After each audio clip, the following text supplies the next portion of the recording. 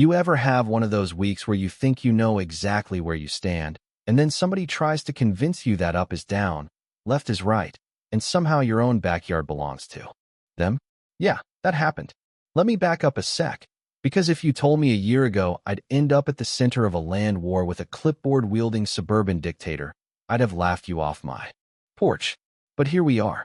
It all started on a Thursday. Funny how it's always a Thursday, when my wife called me inside, waving an envelope that looked way too official for comfort. Big block letters, gold seal, and that dreaded HOA letterhead. She goes, "You expecting something from Woodland Echo?" And I'm thinking, Woodland who? We bought this place outside Shady Pines because it wasn't tangled up in HOA drama. Clean title, 2 surveys, 2.5 acres. End of story. Or so I thought.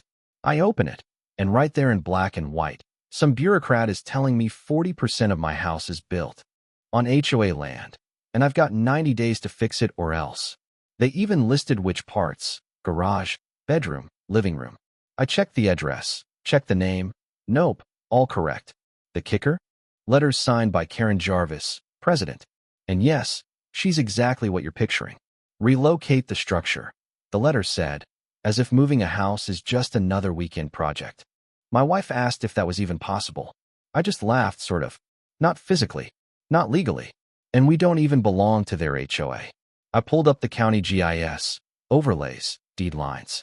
Everything was clean, no overlap, no violations.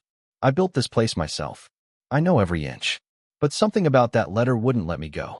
Next morning, I drove down to the county office, flashed my architect license, and asked to see my parcel. The woman behind the desk, Cynthia, real no-nonsense type, pulled it up. And then I saw it. My property line had been shifted nearly 30 feet east. Like, literally, the digital map had been redrawn to swallow half my house into HOA green space. The revision was signed off by a Thomas Jarvis. Yeah, same last name as Karen. That's when my stomach dropped. I pressed Cynthia for details. No public notice, no neighbor warning, just a technical adjustment, pending full approval. The request came directly from the Woodland Echo Board's attorney, zipped through by, you guessed it, Jarvis. When I got home, I didn't even take off my boots. I grabbed my fireproof box, 2 stamped surveys, foundation markers with GPS chips, drone photos, the works. I emailed it all to my lawyer and printed everything big as life, stuck it on my office wall. And then something hit me. If they moved my boundary in, who just got out of hot water on the other side? I started pulling up archived plat maps, overlays from Google Earth, the whole digital paper trail. And there it was, Karen's house, which used to hang halfway over the edge of HOA territory, now suddenly tucked in nice and safe, like it never stuck out. Her problem had been erased, and mine had just begun. So I called Dennis, an old surveyor buddy who now specializes in property litigation. Dennis, I need forensic overlays on these parcels. Karen's lot, my lot, everything around Shady Pines. He laughed, said, "You had me at Karen." He promised to drive up the next morning. That afternoon, while I'm triple-checking my GPS beacons, who do I see creeping up my drive in a beige windbreaker and a golf cart? Karen herself, clipboard flashing like a badge. She barely says hello before launching into her script, offering relocation consultants, legal threats, and this smirk that says she's got the game locked up. She drops, "Maybe your builder made a mistake." I tell her, my builder was me. My foundation markers have certified GPS chips embedded in concrete. That got her twitchy. She goes, "You're not from here. I'd hate for you to make enemies." I just held up my phone, live drone feed recording the whole scene. "No," I said, "I'm just filming my property." She turned and left with a parting shot. 90 days, don't say you weren't warned. She had no idea I was already prepping for battle.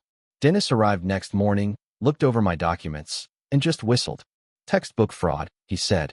"They adjusted your border, forged an approval, and covered their tracks." We scheduled a boundary recertification with him as the official surveyor, then braced for the lawsuit we both knew was coming. And sure enough, it did. The process server showed up with a stack of papers thick enough to bruise a man. The HOA's complaint was a masterpiece of fiction, unlawful construction, altering common views, refusing to comply. They wanted fines, demolition, the works. My lawyer, Julia, barely paused. We counter, and we hit hard. Our response petitioned to void the new line for conflict of interest and named Karen directly for her sunroom and patio crossing into my land, with evidence of nepotism from her brother-in-law's signature. We asked the court for an immediate freeze. No work, no fines. No funny business while we sorted the mess out.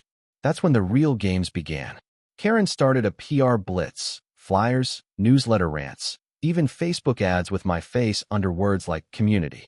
Aggressor. Neighbors started acting strange. Pete, the friendly guy across the lane, started hinting I should work things out. I found mystery stakes on my land, voicemails at midnight, and a truck idling outside at dawn. I called an old detective friend. He promised to keep an eye out. The first court hearing was surreal. The judge granted our request for a restraining order. No more moves by the HOA until evidence was reviewed. Outside, Karen was waiting, arms folded, mouth a tight line. For someone who claims to care about community, you're sure dividing it, she spat. I just told her, you divided it the moment you started carving up the map. She threatened more legal pain, and I told her, you already made things unpleasant. Now I'm just making them public. That's when the tide turned. Cheryl, a neighbor I barely knew, showed up at my door. She'd lost a shed to the same boundary correction trick last year. Do you think they lied to me too? She asked, eyes tight with hope and anger. I nodded, and word started spreading. Suddenly, I wasn't the only one. As our evidence grew, FOIA documents, overlays, a dozen other property lines. Adjusted to benefit the HOA, Julia shifted us into a class action. 8 homeowners joined, all with stories of lost land, surprise finds, or suspicious map changes. When we subpoenaed Thomas Jarvis, his answers under oath were a train wreck, admitting he'd never even stepped on my property, let alone verified a single change himself. The final blow came at the evidentiary hearing. Julia rolled out drone flyovers, time-stamped GPS data, even the actual foundation beacon I'd dug up. Then she dropped the smoking gun, an email from Karen to her board lawyer, asking for my place to be made non-compliant so she could take care of her issue too. The judge's face said it all. Ruling day, the courtroom was ice cold. The judge declared my house fully within bounds. Karen's sunroom and deck encroaching by nearly 20 feet. The verdict, she could either demolish the additions or buy the land for 4 times market value, plus damages. Frozen, and a full audit was launched. Contractors tore down her sunroom before the week was out, and the court appointed a receiver to comb the books. Word got out. More neighbors came forward. New leaders formed a reform committee, and Karen was ousted in a single, venom-laced resignation letter. Me? I bought the 6-foot strip of land she'd lost, planted a bright red post, and hung a plaque. Here ends the HO, here begins common sense. The class action settled for a chunk of change that helped make things right for the others. Funny thing, 6 months later, Karen's house went up for auction. My wife thought I was nuts, but I bought it. We cleared the mess and put up a simple pergola where her deck used to stand. It's peaceful now. Sometimes I sit there, with coffee and just breathe, thinking how close we came to losing track of the truth, how much damage a bad map, a grudge, and a rubber stamp can do if nobody pushes back. So let me ask, what would you do if your home, your fence, or your garden was suddenly on the wrong side of the line? Where do you draw yours? Drop your story in the comments. Because sometimes, the only way to defend what's right is to call out the game in daylight for everyone to see.